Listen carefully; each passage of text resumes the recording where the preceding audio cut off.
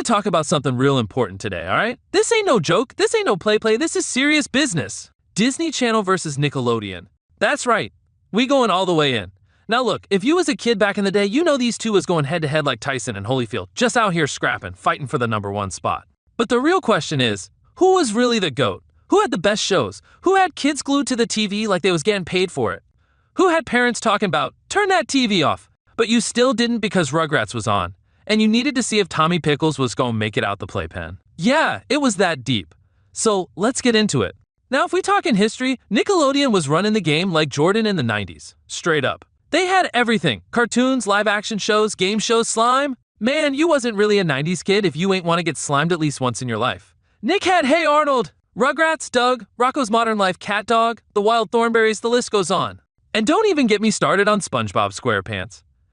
That man been holding it down since '99. My boy still flipping Krabby Patties and paying that higher rent for that pineapple. But wait, they wasn't done. They said, let's throw some live action in there too. Boom, all that. Boom, Keenan and Kel. Boom, The Amanda Show. Boom, Drake and Josh. Nickelodeon was serving up hit after hit like they was running a buffet of childhood greatness. You walked in, grabbed a plate and said, let me get a little Zoe 101 on the side too. They had it all. But wait, Disney Channel wasn't no punk either. Nah. Disney said, oh, you thought we wasn't gonna step up? Bet. They came out swinging like prime Mike Tyson. I'm talking Lizzie McGuire, even Stevens, That's So Raven, Kim Possible. They said, oh, you like funny? Here's The Sweet Life of Zach and Cody. You like music? Here's Hannah Montana. You want to see the future? Boom, Phil of the Future. They was just showing off at this point. And then Disney got real smart. They said, hold on. What if we make TV shows, but also turn our actors into global superstars? Man, listen. That's when it got crazy. Disney wasn't just making TV shows no more, they was making legends. They had Miley Cyrus out here selling out stadiums, Selena Gomez dropping albums, the Jonas Brothers making teenage girls pass out in the front row. It was wild. It wasn't just a channel no more, it was a whole business model.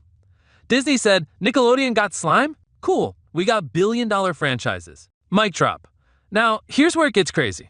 In 2012, Disney actually did the impossible. They knocked Nickelodeon out of that #1 spot. Nick had been running things for 17 years straight. That's a long time. But then Disney pulled up with Shake It Up, Good Luck Charlie, Jesse, and suddenly, Nick was looking a little wobbly. It was like a heavyweight boxer taking too many hits, just leaning on the ropes.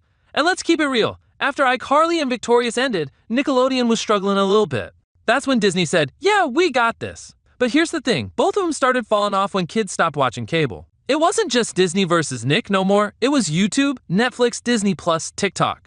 Man, kids today don't even know what it's like to wait a whole week for a new episode. They just binge watch a whole season in one night like it's nothing.